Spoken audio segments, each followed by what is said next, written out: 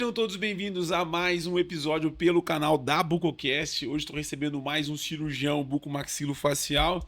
A Bucocast está em Goiânia, né? Para a gente uma honra poder estar aqui nessa região, né? A região de Goiânia é muito rica, né? Com a especialidade da bucomaxilo. Já que os caras não vão até São Paulo, né? A gente vem até eles aqui. Hoje estou recebendo o Dr. Tiago Bonifácio, ele que tem a sua graduação pela Unip, né? Universidade Paulista, desde 2009. Já é um cirurgião raiz, já está há mais de 15 anos dentro da especialidade. Tem a sua especialização pela UFO, né? Universidade Federal de Uberlândia, fez lá a sua bucomaxilo. E ele também faz parte de uma equipe aqui, né, em Goiânia, onde ele tem a equipe hospitalar na Unic, né, um hospital de referência aqui em Goiânia. Meu amigo, um prazer imenso poder recebê-lo aqui no nosso canal da Bucocast. A gente que já se conhecia aí dos congressos, dos eventos, um prazer poder recebê-lo aqui. Muito obrigado pelo convite, Ismael. Muito honrado por esse convite. Estamos aqui para responder algumas perguntas para o nosso ouvinte. Estou totalmente à disposição aí. Eu queria que você falasse da formação sua, quem que te influenciou dentro da especialidade. Você fez a graduação em 2009 e depois você fez a especialização, né, na Sim. bucomaxila. Gosto muito de falar sobre isso, né? A gente, quando na graduação, a gente é cheio de sonhos. E os sonhos que eu tinha no início não eram o que hoje eu realizei. No início, a gente tinha um outro caminho e depois a gente foi influenciado, né, por professores de excelente qualidade, que são daqui de Goiânia, outros não. Professores da faculdade, inicialmente, Dr. Rubens Jorge, Dr. Alberto, Dr. Robson, Dr. José Luiz, né, outros profissionais que eu posso até não me lembrar aqui, que passaram pela minha graduação, que eu sou muito honrado e muito feliz por eles terem me encaminhado nessa direção. Passando isso, a gente foi para uma especialização com formato de residência na Universidade Federal de Uberlândia, no Hospital de Clínicas, na Faculdade de Odontologia, junto à Faculdade de Odontologia. E teve uma formação maravilhosa, né? Doutora Iris, doutor Darcini, doutora Cláudia Jordão, doutor Lair, doutor Jonas e assim outros colegas que ali estavam. Eu sou muito feliz, muito grato a isso. Depois disso, a gente foi indo para as subespecialidades. E aí entra o Dr. João Gonçalves, Dr. Daniel Cassano, né? Dr. Douglas, são pessoas maravilhosas que eu pude ter o contato e eu gosto de dizer que eles transformaram a minha vida, não só a minha, mas de muitos outros colegas. Então fica aqui a minha gratidão por essas pessoas que fizeram a minha vida ser muito melhor do que eu imaginava. Muito obrigado. Só fera aí, hein, doutor? Sim. João Gonçalves, esse cara, eu vou falar pra você, de cara, 10 podcasts que eu gravo aqui, ele tá em 12. O homem é bom, né? É muito bom. Além de ser um excelente, né, e um exímio profissional, é Pessoa, uma né? excelente pessoa. Me fale um pouquinho aqui da sua vida em Goiânia, cara. Você atende consultório particular, em hospital, tem uma equipe em hospital, como que é isso? Sim, nós temos alguns serviços e alguns hospitais de trauma aqui. Hospital Clínica do Esporte, né? Hospital Unic, são lugares que a gente acaba prestando atendimento ali, tanto eletivos quanto emergenciais. Essas são as nossas referências atuais de hospital para atendimento. Não significa que a gente não opere em outros lugares, por exemplo, como o Einstein, na Albert Einstein aqui, Hospital Prêmio, a gente presta também o serviço no Hospital Prêmio, e outros hospitais que tem aqui em Goiânia que são de excelente qualidade. Então, a gente está sempre nesses melhores lugares. Você é natural daqui, doutor? Sou de Bela Vista de Goiás, uma região próxima aqui, a região cidade metropolitana, né, da região metropolitana de Goiânia, cidade ao lado. Mas o meu consultório sempre foi aqui, nesses anos todos, né? Aqui hoje a gente está no Hospital Unic, o meu consultório é lá, é um excelente e uma referência muito boa de cirurgias para bucomaxilo, não só eu, mas outros, muitos colegas podem utilizar toda a estrutura que tem ali no hospital, que já colocam à prova um lugar que é de referência. Me fale uma coisa, quais áreas você atua dentro da especialidade bucomaxilo? Praticamente em todas, né, mas uma ênfase maior em estética facial com cirurgia ortognática, dor, né, no caso da ATM, tratamentos clínicos e cirúrgicos, implantes dentários, reconstruções ósseas, cirurgias dos sisos, né, coisas realmente, de fato, da cirurgia bucomaxilo raiz e dessa nova bucomaxilo muito tecnológica, com os softwares, os planejamentos digitais e virtuais. Como eu sei que você é um cara muito tranquilo para poder responder qualquer pergunta, eu tenho uma pauta que eu trago aqui, mas sempre na hora que eu começo vem uma pergunta obviamente eu quero iniciar falando com você sobre a questão da estética, que é uma coisa que está em alta, né, dentro da bucomaxila e que ainda muitos cirurgiões não aderiram, né, a essa questão da estética ainda, né, a gente percebe que são poucos que hoje têm atuado nessa questão. Mas eu queria perguntar para você, antes de a gente começar falando sobre isso, sobre a ortognática minimamente invasiva. Você é do cirurgião que aderiu à minimamente invasiva ou não? E qual que é a sua, qual que é a sua posição com relação a essa técnica? Legal, é uma pergunta muito polêmica, né? Ainda é polêmica, mas eu acho que é o caminho natural, né, da evolução da cirurgia. Há uma resistência, tudo tem vantagens, suas desvantagens, né? Mas é mais vantagem para o paciente, né, do que necessariamente não tê-la a cirurgia minimamente invasiva. Eu só opto pela híbrida, né? Eu estou na híbrida aí, vamos dizer assim, usando partes da minimamente invasiva e partes da cirurgia convencional. Acho que ambas combinadas trazem eficiência, previsibilidade, uma coisa que é mais importante, que é a estabilidade. Muitos pacientes, profissionais, enfim, querem um resultado, e às vezes esse resultado ele não se perpetua pelo tempo. Ele não evolui daquela forma que você inicialmente projetou e planejou e executou. E nem sempre ele se mantém esse resultado. Então isso é algo que ainda tem alguns pontos a serem melhorados na minimamente invasiva, mas temos excelentes cirurgiões precursores e convictos de que esse é o melhor caminho. Eu acredito que sim, esse é o caminho que vai acontecer nos próximos anos especificamente, mas eu ainda estou no processo híbrido, usando técnica junto da minimamente invasiva e ainda convencional em benefício do meu paciente para a estabilidade futura. Eu acho que essa é a técnica mais usada, a híbrida, porque todo mundo tem o pezinho lá no raiz, né? A estabilidade de obviamente não perder, né? Essa questão as raízes da cirurgia ortognática, né? E a minimamente invasiva veio agora com essa questão que você falou de poder beneficiar mais o paciente no pós-operatório. Então essa é uma resposta da maioria aqui no nosso podcast. Antes de nós entrarmos na nossa pauta aqui, eu quero fazer um agradecimento especial à Dinâmica que, né, nos proporcionou a oportunidade de estar aqui em Goiânia e poder trazer a Bucocast para cá, poder falar um pouquinho da especialidade, a realidade da bucomaxilo aqui nessa região. Então, nosso agradecimento ao Ulisses e à Dinâmica que nos proporcionou e nos apoiou nesse projeto.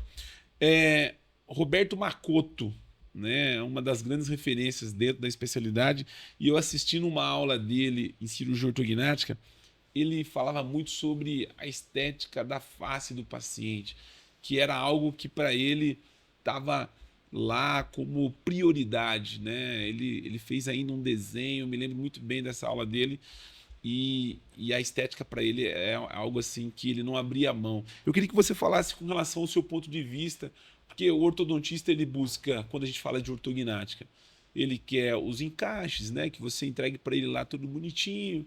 O paciente vem com as suas queixas e buscando, né, muitas das vezes um queixo, um ângulo, uma estética, né, com a ortognática. O que você prioriza e como que você enxerga a estética dentro das deformidades dentofaciais? Tá. Assim, é uma pergunta que ela tem várias nuances, né? Vários pontos de resposta. O que eu mais busco para o paciente, sem dúvida, é uma harmonia da face, que o ápice de tudo isso, com certeza, é a estética facial. Mas a gente percebe que nem sempre é possível entregar aquilo que o paciente, às vezes, ele pede, né? A face desse paciente ele não é compatível com essa entrega que ele pede. E a gente tenta fazer o que é mais próximo disso e com suas limitações. Nesse formato, eu, no meu consultório, na minha rotina, eu digo para o meu paciente, né, que eu esqueço tudo que eu aprendi com ele nos anos que a gente acompanhou nos seus preparos pré-operatórios, nas suas consultas anteriores. E naquele momento é um momento de análise facial, de reflexão sobre o que ele busca, e a gente vai de encontro não só na parte estética, mas também na parte funcional. E eu esqueço e vou ali fazendo um briefing com ele, e ele vai me dizendo o que ele espera com a cirurgia. E, pasme, poucos falam da estética da face na sua prioridade. No seu início da sua conversa, nunca é a estética facial. A estética facial é o último plano que ele busca, mas ele quer aquilo. Então, meus pacientes são muito bons, são pacientes altamente qualificados, né, que eu tenho o maior orgulho de tê-los, e os colegas também cirurgiões que querem um bom engrenamento dentário com uma estética facial dentro do que é possível. A gente lança a mão, claro, da estética facial, dos implantes faciais, né? Hoje está muito em alta isso, os implantes faciais customizados, que a gente consegue fazer isso de maneira virtual, trazendo um resultado estético muito satisfatório para esse paciente.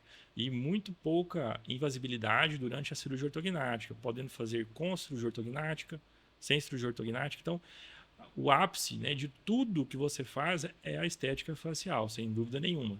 Mas antes disso, tem vários caminhos que a gente tem que seguir para proporcionar o que eu volto a dizer, a estabilidade para aquele paciente. Né? Ou seja, prometer algo que não é possível de cumprir não é um caráter de um bom cirurgião. Né? A gente tem que tomar cuidado com isso. Inclusive, tem muitos pacientes que evoluem, alguns casos que eu já fiz retratamento, né? Tratamento de outros colegas. Então, é algo que a gente tem que tomar cuidado, mas sem dúvida nenhuma a estética facial é o ápice de tudo isso. Alguns colegas dizem que ela é o brinde da cirurgia ortognática. No seu caso, ela não entra como brinde, ela entra como talvez um dos carros-chefe ali do resultado final. Como que é isso? Bom, eu diria que o plus, né? É Da o estética plus. facial ali é o plus. A gente busca a estabilidade e a funcionalidade. E na sequência o paciente entende que a gente já vai entregar isso durante todo o processo de conhecimento de como que é o tratamento para se chegar na cirurgia ortognática. Ele vai tendo a certeza de que a estética vai ser um plus, até porque nós não temos como mostrar isso para o paciente, né, virtualmente, o que seria executado em relação à estética. Então, hoje é uma limitação que nós temos, inclusive, de planejamento cirúrgico. Eu acredito que os algoritmos, o software que nós temos, não são capazes ainda de trazer isso com fidelidade ao nosso paciente. Então, esse é um plus, porque ele acaba não entendendo o resultado final e a gente tem isso como uma grande preocupação e a gente, como cirurgião, como bom cirurgião, quer entregar o melhor para uma paciente. Né? Primeira vez que eu vi uns casos assim absurdos de resultados estéticos com cirurgia ortognática foi do venezuelano lá, como que ele chama lá, aquele cara que faz a minimamente invasiva e tal. É, Esqueci o nome dele, cara. Nossa, não vem Ele à mente tem, aqui. ele tem uns casos assim que você olha de ortognática que são avanços pequenos. Ele tem pacientes que procuram ele. Parece mais como. Ele tem hora que se você não. Se ele não falar que ele é bucomaxilo, você acha que ele é cirurgião plástico, assim. Tem uns casos meio malucos. Você tem essa marca sua de poder entregar esse resultado refinado da. Legal você me perguntar isso e citar também a cirurgia plástica, né? Nós somos uma equipe que está dentro de um hospital de cirurgia plástica aqui em Goiânia há 9 anos. E lá nós temos uma infinidade de colegas cirurgiões plásticos que utilizam também a estrutura, que têm consultórios e que, ao passar ali pelo corredor, nos encontra e eles adoram ver os casos que nós fazemos de cirurgia da face. E com muita alegria, né? Não é uma rixa da especialidade. Costumo dizer que eu sou um privilegiado por estar num grupo, né? Um corpo clínico tão bom, que é do Hospital Unic, e ter excelentes cirurgiões ali que compartilham dessas informações, inclusive nos convidam a participar das cirurgias junto com eles. Os casos são muito bonitos que nós temos. É claro que a gente não é de fazer uma divulgação massiva em relação a isso. É algo que eu mostro especificamente para cada paciente. E os casos são muito bons. Talvez não tão como o do venezuelano, mas Nelson Leão. Nelson Leão. a gente espera que um dia a gente possa ser igual a ele com casos realmente tão bonitos. Mas as pacientes ajudam ele, né? Que Lindas. ele opera MIS e tal, ele traz uns casos assim Exatamente. que a galera sai do congresso e fala assim, pô, aí né? Aí ajuda, né? Exatamente. Assim, os casos, pacientes com a face já lindas, tem como melhorar, sim, com certeza. Você operou mais homem ou mulher na sua carreira? Eu acredito que estatisticamente em torno de 60%, 65% mulheres e o restante homem, entre 35%, 40% homens. As mulheres acho que são mais corajosas, né? Fazer a cirurgia. Eu diria que elas se cuidam mais, né? Ela acaba sendo a evolução da espécie, né? E acabam se perpetuando por isso. Falando sobre estética, hoje a cirurgia ortognática é uma cirurgia funcional estética, como você falou. Para alguns, estética funcional, né? Depende do ponto de vista. Sim. O que nós temos hoje que pode colaborar com a cirurgia ortognática, já que muitas das vezes a foto da Angelina Jolie que o paciente traz, aquele queixo, aquele ângulo, não é possível, né? Como que você tem associado isso para poder devolver talvez o que o paciente tem buscado?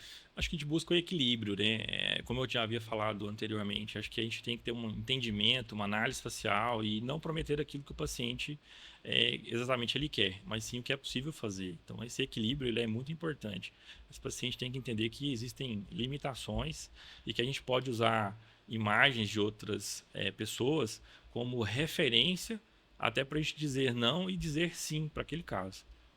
Hoje, você ter um paciente que vem com essa expectativa, né, 100% na estética, muitas das vezes esse paciente tem alguma dificuldade até de de se enxergar com relação de autoestima, essa questão, né, de aparência. Como que você lida com isso? Porque isso é uma coisa que pode, né, levar o paciente a vamos dizer assim, é um desastre, né? Ele esperar uma coisa, como que você lida com a expectativa da cirurgia do paciente? Sim, eu como cirurgião, a gente acaba tendo muita experiência, já são muitos anos de abordagem clínica e cirúrgica dos pacientes. Você acaba desenvolvendo mecanismos de entendimento, né, psicossocial, de que aquele paciente às vezes ele não está pronto para poder fazer aquele procedimento. E às vezes o melhor que você pode fazer por ele é dizer não. Olha, meu muito obrigado, o momento não é para você operar. Eu acho que nós temos que passar por outra etapa emocional ali para acertar esses pontos que não estão compatíveis com a realidade cirúrgica. Então, o que o paciente às vezes ele quer, nem sempre o profissional consegue entregar. E isso é um feeling que vem com o tempo, vem com a maturidade, né? A gente vem ganhando isso com as horas clínicas que nós temos dentro dos nossos consultórios. Então, às vezes é algo importante que o paciente venha estritamente pela estética, às vezes o melhor para aquele paciente, caso não seja possível operar e atender aos seus anseios, é dizer não. Mas se for possível, não é o que a gente encontra no nosso consultório aqui como rotina. São pacientes de excelente qualidade, excelentes pessoas que querem sim melhorar a estética, função, né, estética funcional da face. E o principal, a gente tem que ser claro nisso. A cirurgia ortognática ela não pode ser confundida. Ela é sempre sua principal indicação ser funcional e não estética. Se você ter o paciente com essa cabeça, você já tem tudo a seu favor e tudo que você conseguir aliar mais estético, ele vai ficar feliz. Então, tem que ser claro isso. Acho que há também uma confusão das informações em busca de muitos pacientes nesse lado da estética, que nem sempre traz uma realidade e o paciente não entende que aqui ele precisa de um tratamento funcional e não somente estético. Hoje, quando fala de estética dentro da ortognática, a gente fala dos implantes faciais, né? Que está associado e tem um outro nome, não me lembro o nome, mas lipo de papada, né? Que são essas cirurgias. Cervicoplastia, Isso, enfim. submandibular. Como que você vê essa questão da estética com relação aos implantes faciais? Hoje, você tem indicado esse material? Você tem utilizado nas suas cirurgias? Quando é indicado, você faz juntamente com o ortognático, ou você faz separado? Sim, sim. É possível fazer junto, associado, é possível fazer separado. É possível, eu tenho pacientes que vieram para a cirurgia ortognática e eram casos tão bons que o que ele queria era um resultado estético e ele evoluiu apenas para os implantes faciais. Pouco invasivo, né? é um pós-operatório super confortável, super tranquilo e um alto índice de satisfação. Então, esses implantes faciais, ele pode ser utilizado junto com cirurgia ortognática ou separadamente. O que a gente tem que ponderar é o risco. Quando se faz cirurgia ortognática, a gente tem um risco maior quando se faz também um implante facial associado a possivelmente infecção e você perder aqueles implantes faciais. Já quando você faz só os implantes faciais, o risco da cirurgia ortognática ele não está embutido. Então o paciente vai manter uma oclusão, uma estabilidade da oclusão, da mordida certinha. Nós não teremos, caso seja necessário retirar, grandes problemas. Mas particularmente, eu nunca retirei um implante facial que eu implantei. Nunca. Ou seja, é altamente seguro, é altamente confortável, mas claro, o pós-operatório tem que ser muito bem assistido, tem que ser muito de perto. Em qualquer alteração clínica que o paciente vir a ter, a gente tem que intervir rapidamente. Então eu tenho uma equipe multidisciplinar que eu adoro, que são fisioterapeutas, fonoaudiólogos, outros colegas cirurgiões bucomaxílicos. Aqui, secretária muito atenciosa. Tudo isso contextualiza um excelente pós-operatório para o paciente. Hoje, os implantes faciais você indica fazer no hospital ou fazer em consultório? Olha, eu nunca fiz implante facial no consultório. Eu sempre faço em hospital, porque para mim é muito fácil. Eu estou dentro do hospital. A minha rotina é hospitalar. Então, para mim é muito confortável ter uma equipe tão boa de anestesia, né, que tanto nos ajuda, né, que tanto a gente também me orgulho. Né. Fica aqui o meu agradecimento ao Dr. Vinícius, né, que é um excelente cirurgião, a doutora Alessandra, doutor Luiz, também, que é excelente, que nos acompanha. Pessoas 10 e muitos outros colegas que também nos atendem, que eu não vou citar o nome aqui, porque é uma lista enorme, né, mas fica aqui o meu eterno agradecimento para a equipe de anestesia aqui em Goiânia, que são maravilhosos. E isso faz com que a vida nossa fique muito fácil. Então, para mim, fazer isso no consultório não é rotina. Eu tento trazer o máximo de segurança para o paciente, né? Eu não quero algo que poderia ser uma variável não controlada para que ela não seja controlada, né? Eu não quero arriscar isso para o meu paciente, jamais, sendo que eu tenho essa facilidade do hospital ao meu lado. Hoje a equipe multidisciplinar que faz, né, esse trabalho em conjunto no tratamento do paciente, como que você enxerga isso, né? Eu estava no Cobrac participando e uma palestrante americana lá, ela falava e ela gastou, cara, eu acredito que acho que uns 30 minutos da palestra dela só falando dos benefícios de você ter uma equipe organizada, que trabalha junto há muito tempo. E assim, você vê muitas palestras e tal, mas ela assim, ela bateu muito em cima dessa tecla. Como que você vê essa questão aí de equipe para fazer a coisa acontecer e dar tudo certo na cirurgia? Bom, assim, eu tenho, como já são muitos anos de experiência com cirurgia ortognática, eu tenho vários pacientes operados de várias especialidades da área da saúde. Isso é tão importante que eu tenho, inclusive eu posso contar esse caso, acho que ela não vai se importar disso, que a Jéssica é uma fisioterapeuta excelente, que eu operei e ela conheceu a fisioterapia, ela já era fisioterapeuta, e ela conheceu a fisioterapia da cirurgia ortognática sendo paciente. Isso foi tão legal que ela se apaixonou pela situação, pelo toda a organização que nós temos.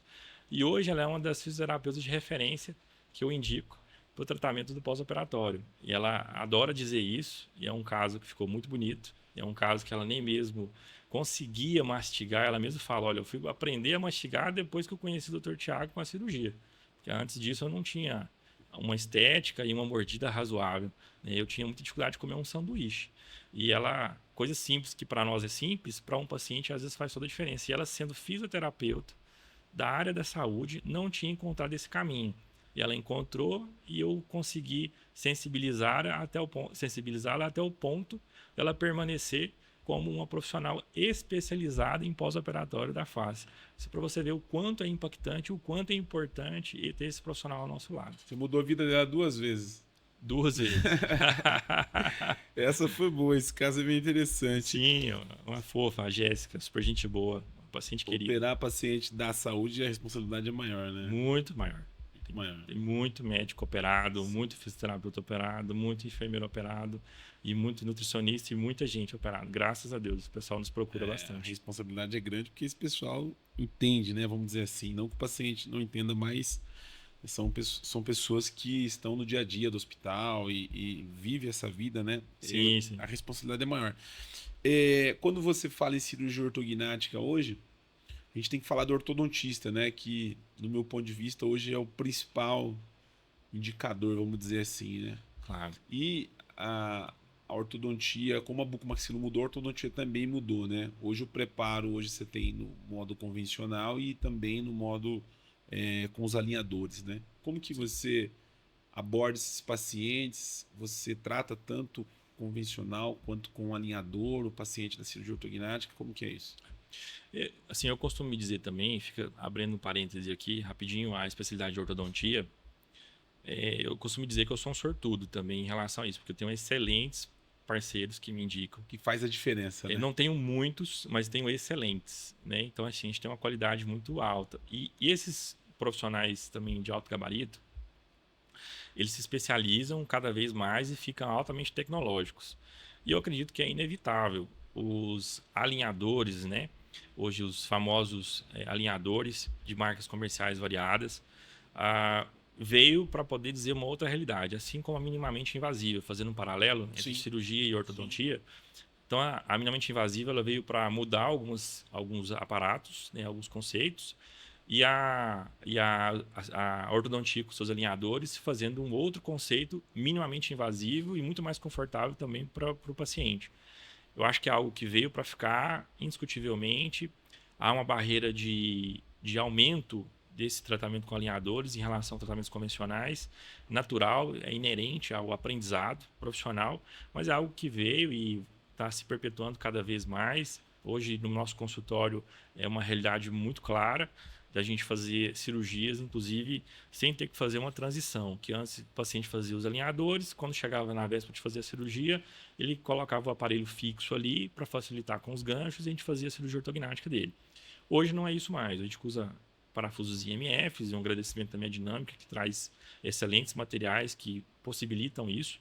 E a gente consegue fazer uma cirurgia sem esses aparelhos, usando os parafusos chamados de IMF, né? Que são os parafusos ali do transoperatório. De bloqueio. De bloqueio, parafusos de bloqueio, maxilomandibular. Então, e a gente já tem uma técnica também que já remove esses parafusos e o paciente não fica com nenhum tipo de parafuso no pós-operatório. Então, a gente consegue fazer isso e trazer um nível de segurança e estabilidade muito grande, utilizando, claro, excelentes materiais excelentes de qualidade. Voltando para a estética, a gente faz bastante conteúdo para o paciente e uma das preocupações do paciente com relação à cirurgia ortognática é a posição do nariz, né? Que muda totalmente a face do paciente dependendo do tipo de cirurgia, né? Que você vai fazer ali na maxila, enfim. Como que você lida com isso e você tem uma marca, uma forma que você usa uma técnica sua ali para não mudar muito a anatomia do nariz, ou você gosta de mudar isso e isso é discutido com o paciente, principalmente as mulheres, né? Claro, não. Acho que assim, volta ao assunto da análise facial e da conversa que eu digo que eu esqueço tudo e naquele momento eu faço as perguntas. Então, tem paciente que diz, olha, doutor, eu não quero, em hipótese alguma, que mexa no meu nariz, inclusive porque eu já operei ele. Já passei, fiz uma rinoplastia com um colega cirurgião plástico e eu não quero. Tudo que eu tenho de bom na face é meu nariz, né? E a gente já fica com aquele receio, porque a gente sabe que cirurgia ortognática você tem um acesso à maxila que passa pelo nariz. Bom, mas tem técnicas, né, que a gente consegue minimizar os efeitos da mudança da estética facial do nariz ou melhorá-la. Então, a gente tem implicaturas específicas dessa musculatura, a gente tem incisões, né, e osteotomias subespinhais, né, técnicas menos invasivas ou melhor dizendo, mais estáveis para o nariz e sua anatomia periférica, né, muscular.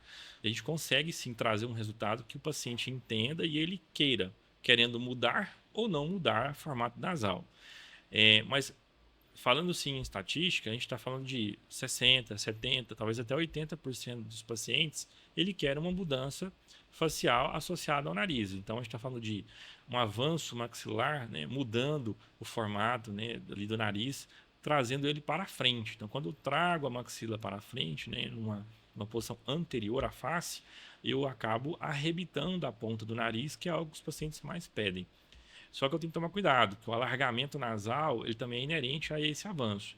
E a gente tem que lançar a mão dessas aplicaturas muito bem realizadas, tecnicamente muito bem posicionadas, para que o paciente não tenha um resultado insatisfatório com aquilo que ele pediu. Então, ter sempre o equilíbrio, né, entre o paciente quer e o que você pode ofertar. Isso é um dos pontos mais importantes. Uma curiosidade minha, toda vez que alguém fala do alargamento do nariz, eu fico com uma curiosidade e nunca pergunto. Por que alarga o nariz? Porque quando você faz descolamento aqui, o tecido, por que acontece de abrir o nariz? Sim, essa queixa não é recorrente no meu consultório. Mas assim, a gente sabe os motivos. Então, o descolamento ou deslocamento dessa musculatura, né, da asa do nariz, a sua inserção, ela tem que ser muito bem feita. Ela tem que ser uma aplicatura muito bem realizada, com fio de alta potência, né, não pode ser um fio de pequena espessura, a amarrilha específica, né, o famoso nozinho ali específico, e, claro, o feeling do cirurgião em relação ao que ele fez e os seus pós-operatórios. Então, eu tenho uma queixa praticamente de zero, né, É ou a hora que zero ele no nosso vai, consultório. a hora que ele solta e depois a hora que ele vai fixar, Exato. que aí, se ele não tomar cuidado, na hora que cicatriza, e aí por isso que abre. Sim, o músculo dele ele não é estável, né? Ele é Ah. uma estrutura anatômica móvel. Então, essa estrutura anatômica móvel faz com que mude essa posição. Ele foi descolado, ele vai ser novamente reinserido. Se ele reinsere numa posição errada, ele vai trazer um efeito não desejado do que você propôs para o paciente. E aí traz o famoso alargamento da base alar, ou da base do nariz. Uma curiosidade minha de anos, que todo mundo quando falava, eu ficava, mas cara, mas por que abre o nariz? Aí você respondeu o problema não é a hora que você começa, é quando você vai terminar. Isso. O problema é na hora que termina, É isso aí. que gera o BO. Me fale uma coisa, uma vez o paciente buscando essa estética do nariz, uma rinoplastia, você indica antes ou depois da ortognática? Então, eu sempre peço para a gente fazer após, né, a cirurgia ortognática. Hoje já tem técnicas, inclusive, fazendo transoperatório, né? Faz a cirurgia ortognática, um colega cirurgião plástico associado ali já realiza também a rinoplastia e a gente já tem feito casos assim. Não está sendo comum, mas eu acredito que vai ser uma realidade futura. É algo que ainda está sendo em aprendizado, em desenvolvimento. Ou seja, em um único momento cirúrgico você realiza vários procedimentos, né, em relação à face. E vale também destacar o seguinte: hoje o nosso tempo cirúrgico ele é muito pequeno. Hoje, uma cirurgia ortognática completa, a gente consegue realizar em torno de 3 horas, em uma média de 3 horas. Outras menos que isso, outras mais do que isso, mas uma média de 3 horas, 3 horas e meia no máximo, ela sendo muito complexa. Maxilomandibulamento, segmentação, algo bem complexo, é o que alguém mais faz. E após isso, você dá liberdade para a equipe de anestesia e para a equipe de cirurgia plástica, que o paciente ainda não edemaciou no pós-operatório. O anestesista consegue mitigar bastante isso com a técnica anestésica apropriada e o cirurgião plástico consegue entrar em campo e já fazer essa rinoplastia usando a anatomia que você deixou muito preservada, para que ele possa fazer um excelente resultado. Ainda não é uma realidade para todos os pacientes, mas isso é o caminho que eu acredito que também vai acontecer com maior naturalidade daqui para frente. Eu tenho excelentes profissionais que fazem isso também. Tem um colega que faz muito, que é o Dr. Matheus Dibi, que está em São Paulo, com seu irmão Vinícius Dibi.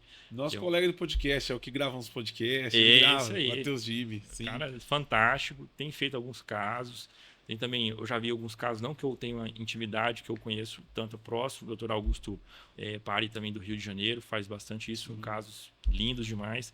Então eu acho que é o caminho, é a evolução também das cirurgias da face. Você começa a sua cirurgia por onde? Você tem, dependente de cada caso, ou todos os casos você tem um lugar para onde você começa a cirurgia? Bom, sempre que a gente consegue, não é em 100% dos casos, mas eu acredito que seja 99% dos casos, a gente inicia pela mandíbula, né? É o que hoje está mais preconizado. O Dr. Lero Wolfer, um cirurgião fantástico, insistiu muito nessa teoria, junto com outros colegas também, que vieram para ter estabilidade na cirurgia ortognática. Então, eu acho que hoje tá bem popularizado. Antes era uma grande guerra, né, de conceitos. Inicia pela maxila, inicia pela mandíbula. Acho que isso hoje está sendo mais amenizado. Acho que é o caminho mais realmente de entender o que é um pouco mais seguro. Claro que depende de cada cirurgião, cada técnica, cada profissional, mas o que é hoje mais seguro, um pouco mais estável, é iniciar pela cirurgia pela mandíbula, com exceção de alguns casos que a gente acaba tendo que fazer pela maxila inicialmente, porque o guia cirúrgico poderia ficar muito grande ou uma posição muito diferente. A gente faz pela maxila e finaliza pela mandíbula, mas são casos específicos. Você faz plantão em hospital também, não? Não faço mais plantão em nenhum hospital, a não ser à distância, né? A gente tem uma equipe que acessa esse paciente inicialmente ali nos prontos atendimentos e caso seja necessário, a gente vá também de encontro, a gente acaba agregando nessa equipe ali para a cirurgia acontecer, né? Ou esses pacientes serão encaminhados para o nosso consultório. A gente tem portas de hospitais que nós temos acesso, mas não plantão ali presencial, sempre plantão à distância, ou seja, alcançável. Hoje o paciente ele tem as indicações de cirurgia ortognática, 4, 5 indicações, né? O 2, o 3, excesso vertical de maxila, apneia assimétrico, ok? É mais ou menos isso. Dentre essas indicações, no seu ponto de vista, quais são os casos mais desafiadores? Você tem, assim, como apontar Sem dúvida são as assimetrias faciais, né? As assimetrias faciais nos trazem grandes desafios, né? Nos fazem planejar, pensar, repensar, replanejar antes da execução. E mesmo assim, a gente sempre, como cirurgião, a gente olha para trás e diz, poderia ter feito diferente, algo diferente. Mas não significa que o cirurgião planejou mal ou que ele fez mal. Eu falo isso não só por mim, mas por todos os profissionais que operam casos complexos como esse. Mas sim pela previsibilidade dos tecidos. Então, nem sempre o meu tecido ósseo ele vai responder junto com o meu tecido mole, músculo, gordura, pele, as posições ideais da estética da face. Volto a dizer, o ápice é a estética facial nos casos de assimetria. Então, para mim, hoje, os casos mais complexos são os casos de assimetria facial. É algo, para mim, que ainda a gente acaba querendo fazer mais pelo paciente, mas acaba resolvendo em um segundo tempo cirúrgico. Não é comum, mas a gente acaba resolvendo. Tem inúmeros pacientes que operaram e falam, doutor, do jeito que eu tô aqui, eu tô bom demais. Essa aqui tá excelente para mim. Eu nem imaginava que eu ia ficar assim. Essa diferencinha que você tá vendo, eu nem tô vendo ela. Então eu fico feliz quando o paciente diz isso. Mas a gente que é profissional da área e faz uma análise e faz inclusive uma retrospectiva daquilo, é importante ter essa crítica própria para sempre melhorar para os próximos casos, né? Você olha aquela foto e fala, cara, se eu tivesse avançado um pouquinho mais, se eu tivesse ido um pouquinho mais para cá. Tá? Sempre. Eu acho que se fizer uma estatística com todos os profissionais, todos os cirurgiões e mostrar todos os casos que ele operou, eu acho difícil de não ter algum profissional que não vai falar, caramba, eu podia ter feito aquilo diferente, eu podia ter melhorado aquilo, né?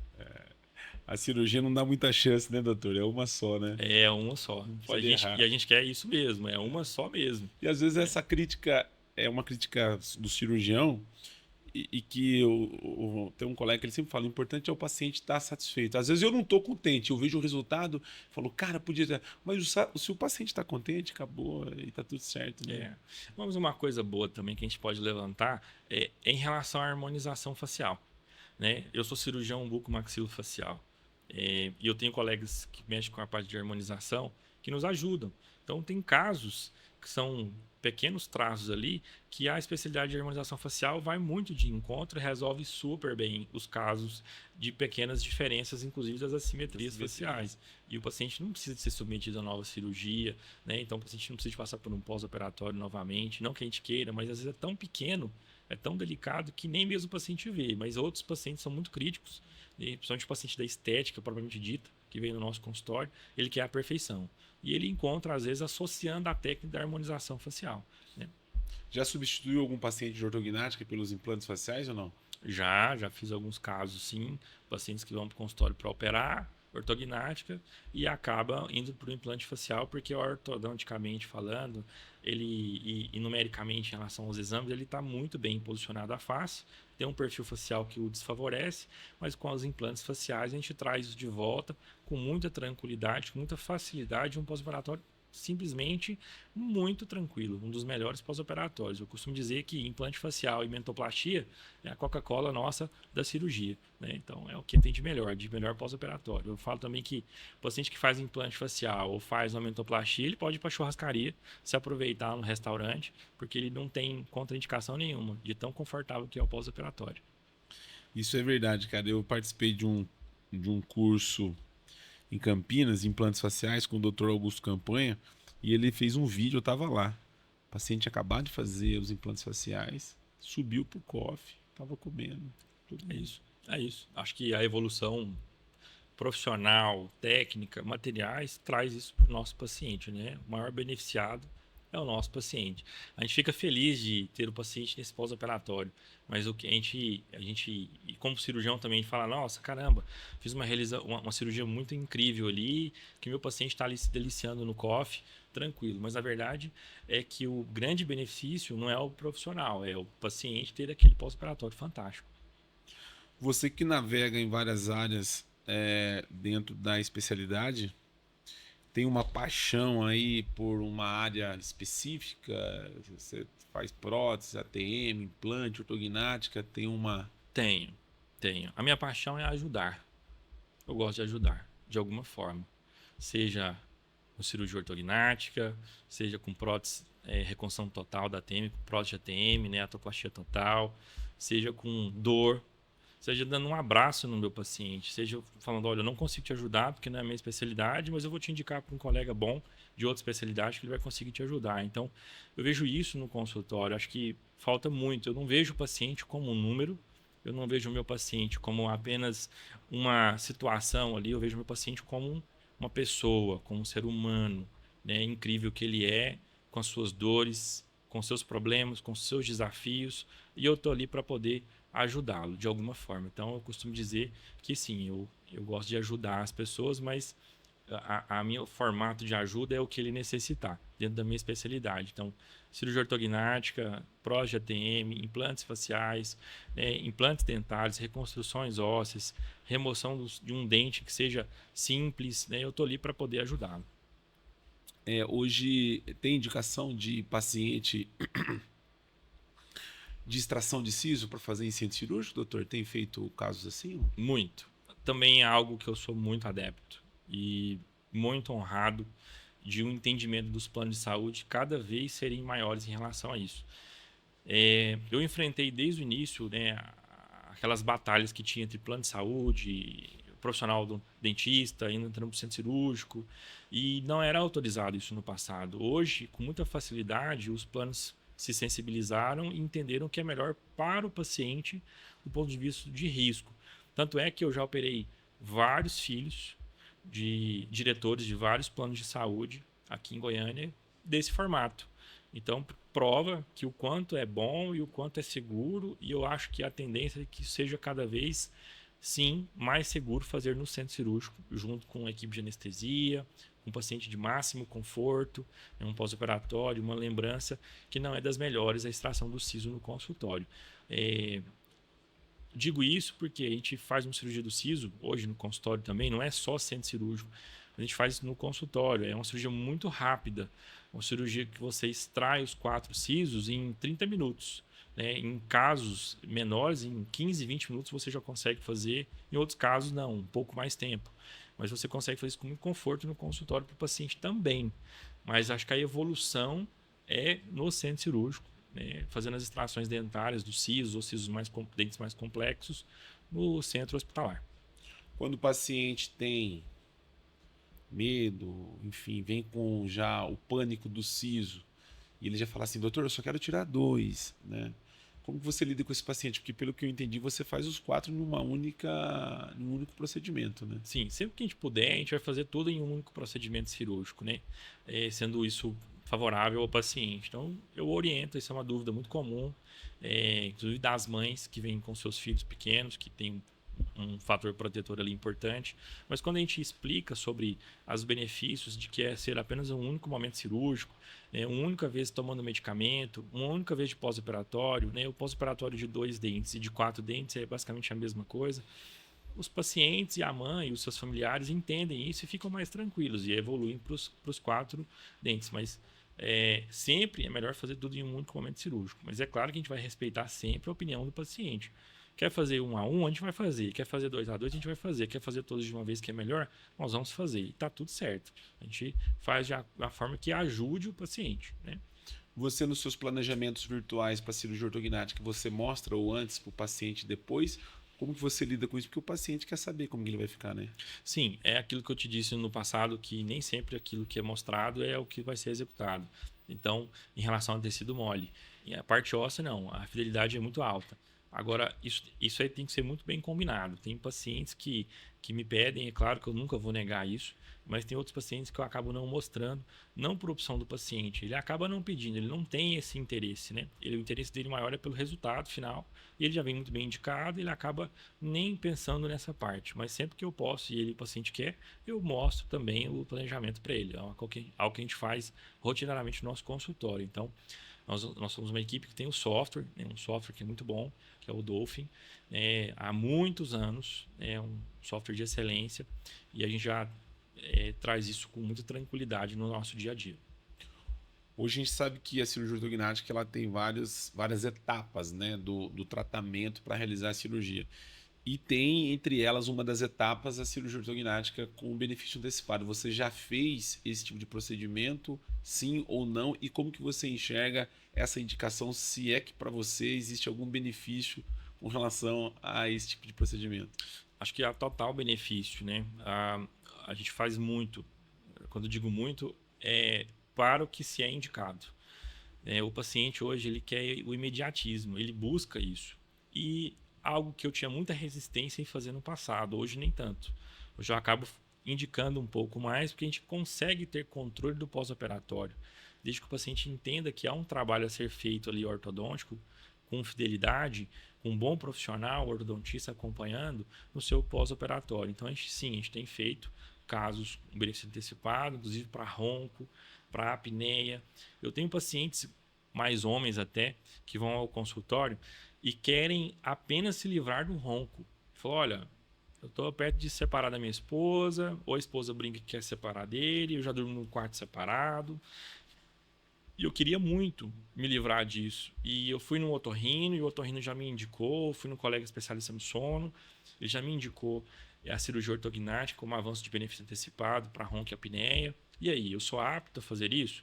A gente vai examinar, entender as prioridades do paciente, estabilidade da oclusão, e aí sim propor. Então, para casos nesse sentido, a gente faz bastante para benefício antecipado, para ronco e apneia. Então, assim, é algo fantástico, que traz benefícios muito grandes. Hoje, para você ter ideia, a técnica de maior benefício para ronco e apneia chama-se avanço bimaxilar.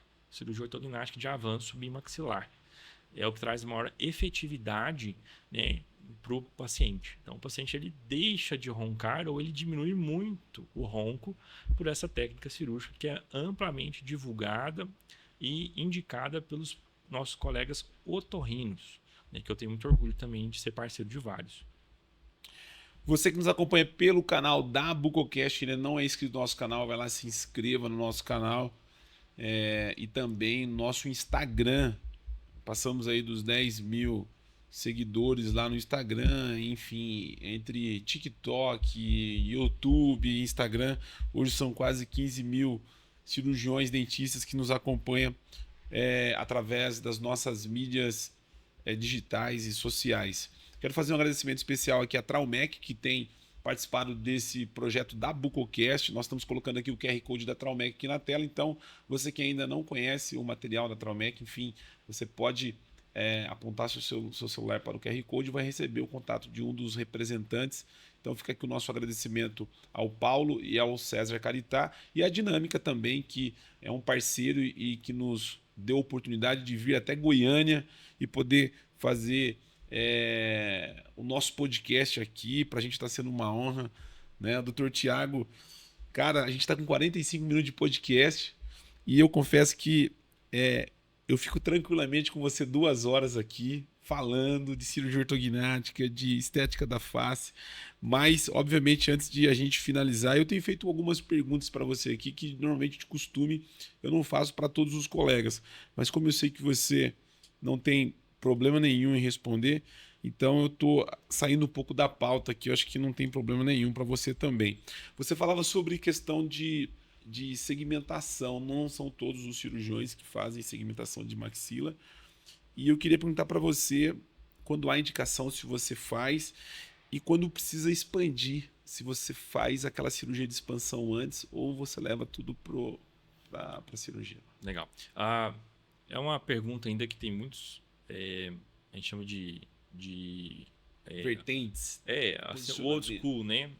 Ortodontistas da velha guarda, assim, eles ainda têm a tendência de indicar as expansões cirúrgicas. Os MARP da vida. Prévias, sabe? A cirurgia ortognática, ou seja, fazer ortognática em 2 tempos. Não é a escola que a gente fez, não é a escola que a gente se identifica. A gente é muito adepto à cirurgia em um único tempo, né?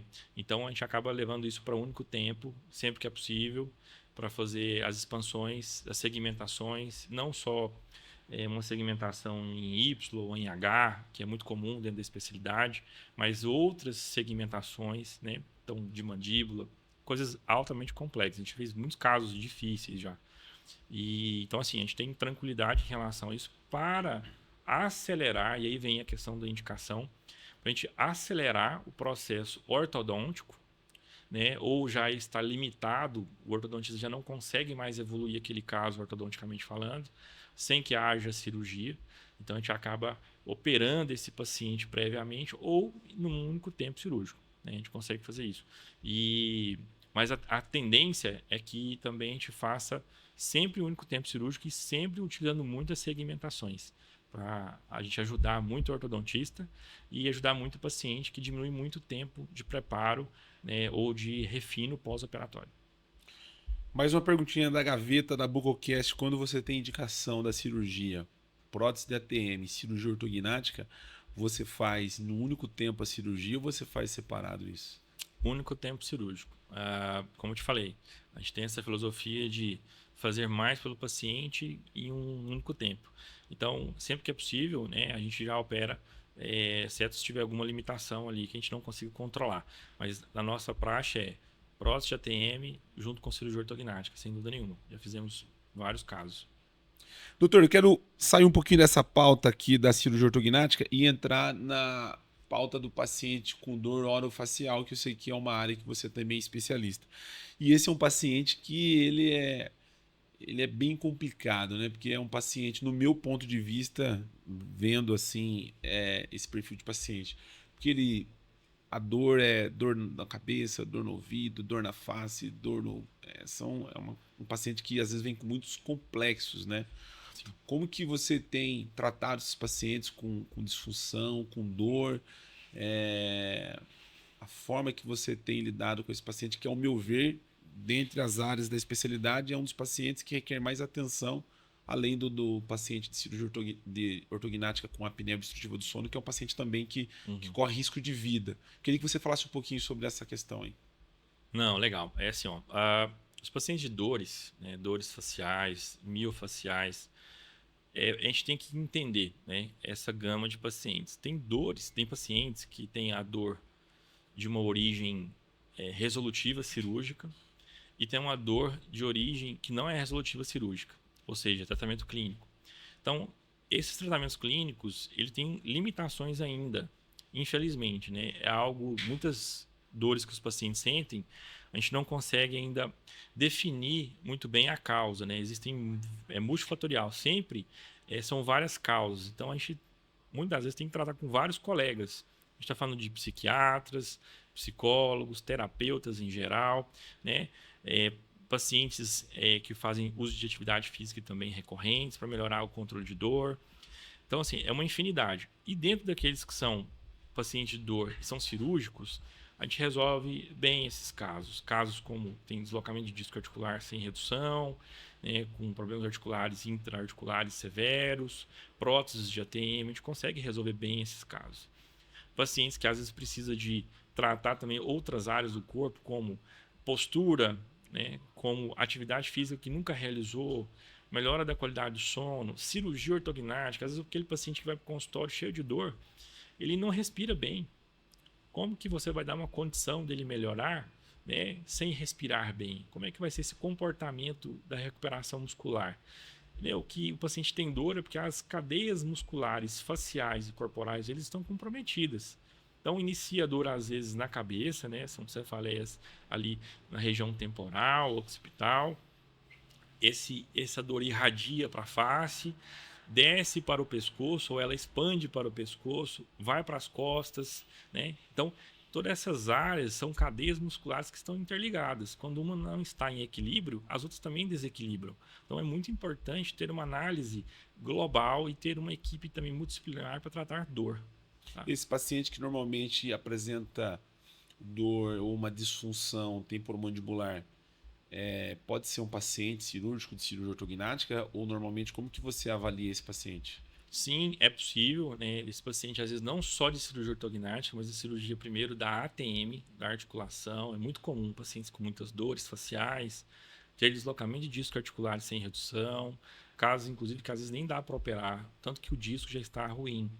E, eventualmente, vão evoluir para cirurgia ortognática ou com prótese de ATM. Então, sim, os pacientes de dor, né, não têm uma ligação direta, mas tem muitos pacientes que têm dor, que são tratados com cirurgia ortognática. Eu costumo dizer o seguinte, que tudo que está fora do lugar, nós temos que colocar no lugar. Então, se os números, se a análise facial, se o paciente está me mostrando clinicamente que aquilo não está na posição, eu tenho que colocar na posição. A partir disso, eu vou ter um parâmetro que o paciente evolua bem o seu formato de dor. Então, tudo que está fora do lugar tem que ir para o lugar. Isso envolve cirurgia da ATM, cirurgia ortognática e outros tratamentos clínicos que a gente faz. O aparelho ortodôntico pode trazer algum problema para o paciente com disfunção temporomandibular, no seu ponto de vista? Olha, isso é uma discussão grandiosa científica, inclusive, né? Hoje os artigos mais atuais mostram que não, tá? Mostram que não há uma relação direta, né, com alterações ortodônticas em relação à articulação.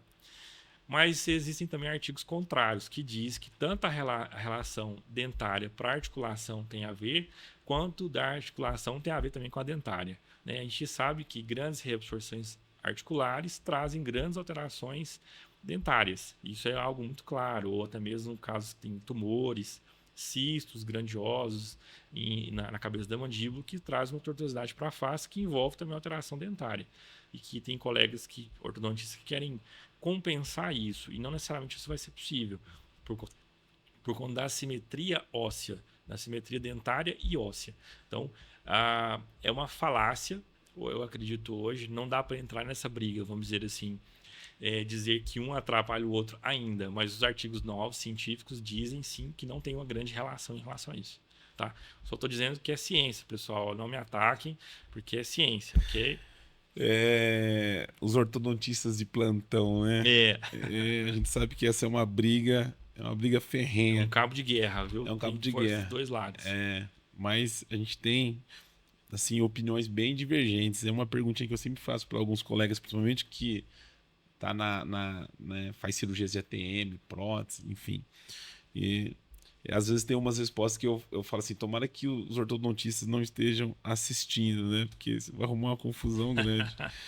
Doutor, eu queria que você falasse sobre a apneia obstrutiva do sono. Você sabe que você falou aí, né, nos contextos da cirurgia ortognática, mas dentro das indicações eu vejo essa indicação, ela talvez a mais, quando se fala em salvar a vida, né, é um procedimento que ela consideravelmente pode salvar a vida do paciente, né? Como que você tem tratado esses pacientes com apneia obstrutiva do sono, já que hoje a gente tem pacientes novos, respirador bucal, que já apresenta problemas, né, na adolescência, ainda jovens, essas indicações para cirurgia ortognática, quando há, no caso desse paciente, por exemplo, já com problema na juventude, se você abre mão da cirurgia ortognática para esses pacientes para melhorar essa via aérea do paciente? E fazer uma outra pergunta, caso esse paciente ele tenha, por exemplo, não tenha o crescimento dele totalmente formado, mas ele tem urgência da cirurgia ortognática. É uma pergunta que eu acho que eu nunca fiz para ninguém, que você é muito bom e eu estou soltando umas batatas quentes na tua mão. Tranquilo, vamos lá. Deixa eu te responder isso como um caso clínico. Ah, a gente tem, você disse uma coisa que é muito importante, né? Como que é salvar vidas, né? E a gente acha que salvar vidas é só uma pessoa que se acidentou, que está em um momento de emergencial e você acaba salvando aquela vida. Não é bem assim. Eu vou te contar, respondendo como um caso clínico. Eu tenho um paciente de 12 anos de idade, tenho vários pacientes jovens, que chegou ao consultório não foi pela indicação do que ela precisava de um ortodontista, mas sim de um psicólogo, que me indicou uma paciente, uma jovem de entre 12 e 13 anos de idade, de gênero feminino, que não gostava da sua face. Né? Ela não sabia nem explicar o que ela não gostava da face. E a mãe disse para ela: olha, minha filha, você tem fase de crescimento, isso é normal, isso vai mudar a face, mas isso a afligia desde sempre. Ou seja, uma criança que tem 12, 13 anos é crítica da sua própria face, como é que ela vai ser isso no futuro? É um peso muito grande que ela carrega. Esse peso muito grande veio que a psicóloga identificou nas suas terapias e me indicou que era um paciente que precisava de tratamento cirúrgico da face. E eu a atendi com a seguinte sensibilização. Ela havia tentado 2 vezes o suicídio, o autoextermínio, algo que eu não gosto de falar, mas infelizmente é algo que aconteceu. Então, é algo É muito sério terrível. isso, É né? muito sério, é muito sério. E a gente não entende que a cabeça de uma criança poderia pensar isso, mas ela pensa. Então, atenção, e isso é muito importante aos pais. E era uma paciente que ela tinha artrite reumatoide não diagnosticada. E é uma paciente que precisava de cirurgia, sim, de prótese total bilateral da articulação. Ela tinha uma boa abertura bucal, mas ela não tinha parte da mandíbula. Porque a artrite reumatoide dela, e ela vivia, uma criança que vivia cheia de dores, e ela já tinha um complexo emocional ali muito inferiorizado. É degenerativa essa doença. Muito altamente degenerativa. Ela é autoimune e degenerativa, constante. Então, a única solução para essa paciente seria uma prótese de ATM. E essa paciente, inclusive, até hoje a gente não realizou a cirurgia, porque é uma paciente carente, que não tinha condição, mas ela foi acolhida de várias outras maneiras. E a gente pensa nisso. Então, salvar vidas nem sempre é só um ato emergencial, mas sim acolher esse paciente e explicar que é possível melhorar aquela face e que ela não tem obrigatoriedade nenhuma de ficar com aquela face naquele formato. Então, é algo, Ismael, que eu acho que é muito, muito importante isso, esse relato, né? Mas indo especificamente para a sua pergunta, crianças, no tratamento de crianças, a gente acaba postergando ao máximo. Então, o momento de se operar uma criança, cirurgicamente falando, é após ela completar a idade óssea acima de 18 anos, que não necessariamente é a mesma idade ali cronológica que ela tem. Então, a partir dos seus 18 anos de idade óssea, de estabilização do seu crescimento, ela está sujeita à cirurgia ortognática. Então, eu tenho pacientes que operaram com 14 anos de idade, 15 anos de idade, com 13 anos de idade, que cessaram um crescimento ósseo, né, já de longa data, e nós vamos para a cirurgia em casos que estão estáveis aí no nosso Brasil. Esses casos são desafiadores, né? Porque o paciente apresenta um problema psicológico, às vezes depressivo, como você citou o caso dessa paciente, e é uma tomada de decisão em conjunto que você tem que fazer, né? Sim, e a acolhida, né? Às vezes nem sempre é a cirurgia, às vezes é o acolhimento que você tem que fazer. Como eu te disse no começo, é ajudar as pessoas de alguma forma. A cirurgia ortognática, como você falou, e é uma frase que eu uso, um cirurgião veio, né, num podcast e falou, e é verdade, a cirurgia ortognática salva vidas, né? O bucomaxilo, seja ele com uma ortognática, com uma prótese, como no caso dessa paciente que estava com uma doença degenerativa, Sim. às vezes você tem que abrir mão né, dessa questão, por exemplo, da idade. Às vezes ela pode até passar por uma cirurgia no futuro novamente, né? Dependendo do caso, se você intervir com a certa Exatamente. idade. Tem pacientes muito jovens que você tem que operá-la e já orientando que no futuro, não muito próximo ou próximo, ela pode ser que tenha que passar por um segundo momento cirúrgico.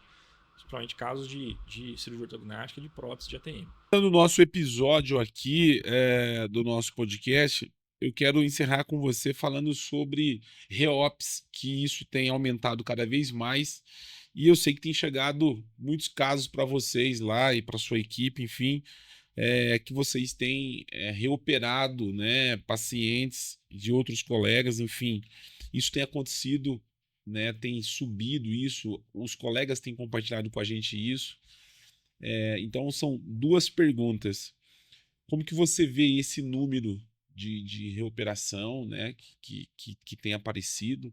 Você acha que isso está ligado à formação do cirurgião, à decisão do momento de operar, né? Como você falou, você disse assim, olha, eu sou sortudo, né, de ter ortodontistas, né, bem preparados, porque uma vez que você antecipa essa cirurgia, você não espera o tratamento correto, você está assumindo um risco maior, ou a formação do cirurgião, como que você vê esse número crescente de reoperação?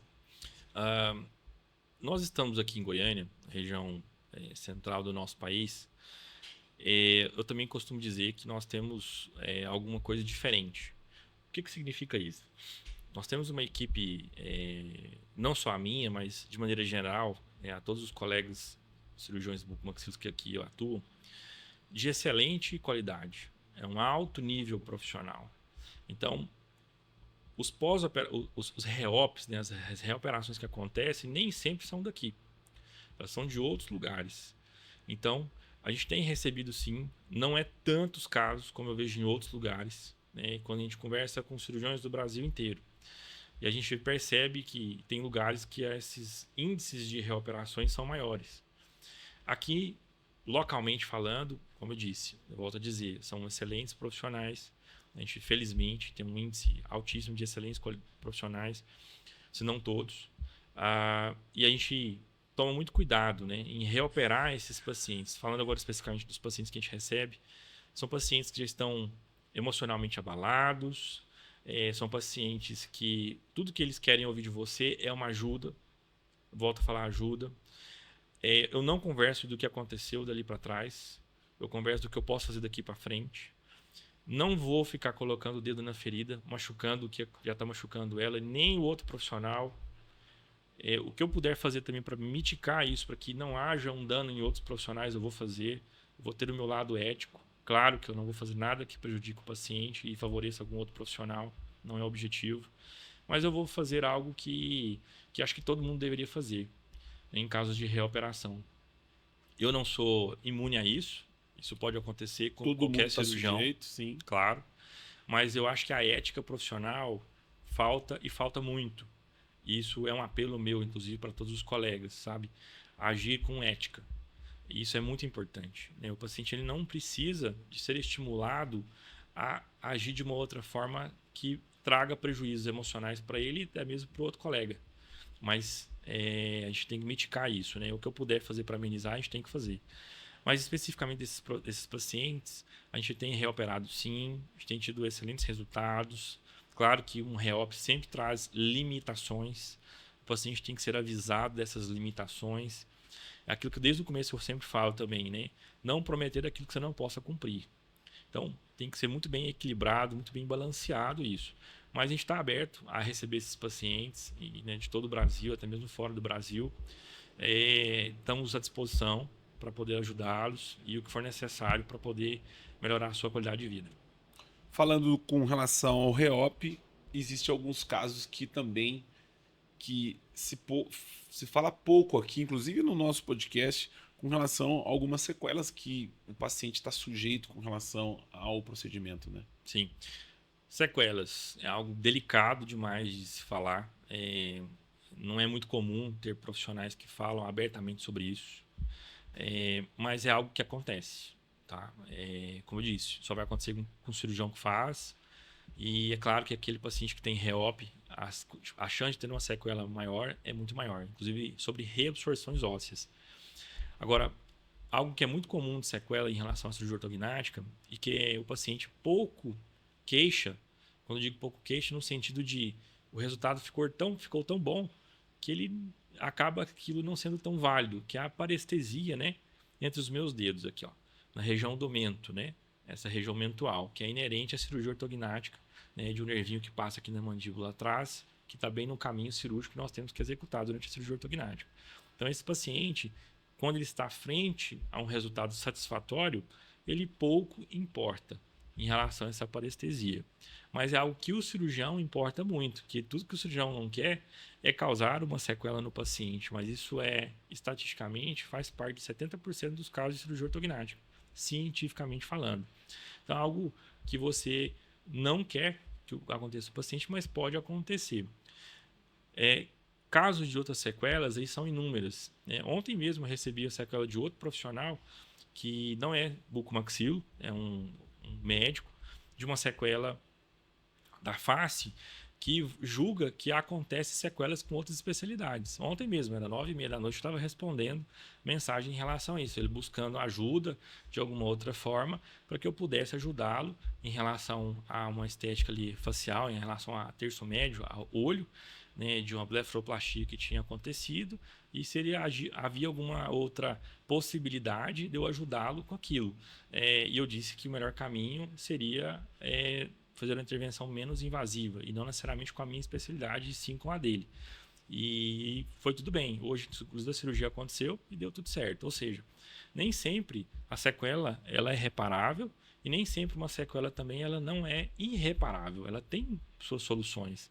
Às vezes a solução não é tão clara para aqueles colegas, mas ela existe. Tá? Então busque um bom profissional que possa te ajudar com as suas sequelas. Meu amigo, foi um prazer imenso recebê-lo aqui. Aliás, você nos receber aqui, né? Porque a casa aqui é sua. Obrigado mesmo a gente poder fazer esse bate-papo, fazer, né, esse podcast. Quando você estiver em São Paulo, é bem-vindo lá no nosso Bucocast lá da Vila Leopoldina, na nossa casa, para poder falar mais sobre a especialidade, né? Obviamente, se a gente fosse estender aqui dentro da especialidade das áreas que você atua, ficaríamos aqui mais algumas horas, mas foi um prazer poder recebê-lo e a gente poder fazer esse bate-papo. Queria que você fizesse suas considerações finais aqui desse podcast, que muito em breve a gente vai estar junto novamente, vai ser um prazer. Maravilha. Obrigado, Ismael, pelo convite. Obrigado pela dinâmica de ter proporcionado esse momento. É algo inédito que eu não sou muito de fazer. Eu sou um tipo meio low profile, né? Mais quietinho. Mas é um espaço ótimo para eu me expor, e alguns pacientes que não me conhecem, profissionais que não me conhecem. Estou aberto, estou à disposição para ajudar, né? Para fazer a diferença na vida das pessoas para o bem. Então, sou muito grato a isso, a esse espaço. A honra é nossa de te receber aqui em Goiânia.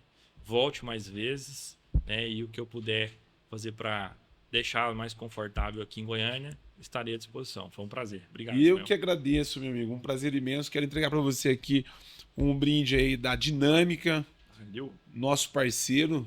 E obrigado aí, Ulisses, pela oportunidade. Você estava com uma pessoa. Quem que estava contigo aqui? É minha esposa, doutora Marília, que eu amo e gosto muito, está ali no cantinho. Acompanhando. Está me acompanhando. É uma pessoa formidável. Né? É da área também? Ela é dermatologista médico, dermatologista, exímia profissional, que eu me orgulho muito. Então, fica aqui o meu orgulho extremo, meu amor incrível. Bem, eu te amo. Fizemos o podcast aí com a esposa, a doutora Marília. Meu amigo, um prazer imenso. Obrigado, viu? Valeu. Obrigado, Ismael. Você que nos acompanhou pelo canal da Bucocast, ainda não é inscrito no nosso canal, vai lá, se inscreva no nosso canal também. O Instagram está aqui para você nos acompanhar no Instagram e acompanhar os cortes, né, desse episódio. Vamos deixar na descrição desse vídeo, né, o link aqui. Você que tiver alguma dúvida, o Dr. Thiago vai estar à disposição. O nosso muito obrigado e até o próximo episódio.